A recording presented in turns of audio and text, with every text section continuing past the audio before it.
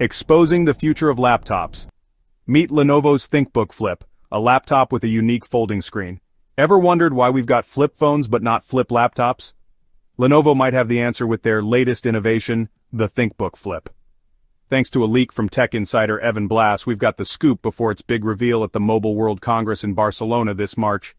At CES 2025, Lenovo wowed us with a rollable OLED screen laptop. Now they're taking a different route, a manually operated folding screen. This could mean a more affordable and versatile laptop for everyone. So how does the ThinkBook Flip work?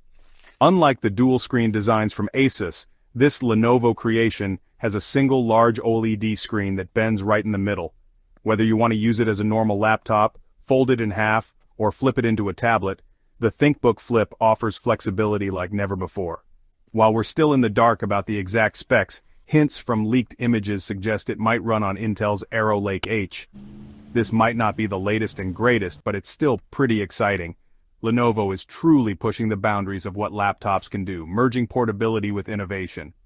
Could the ThinkBook Flip be your next go-to device? Drop your thoughts in the comments.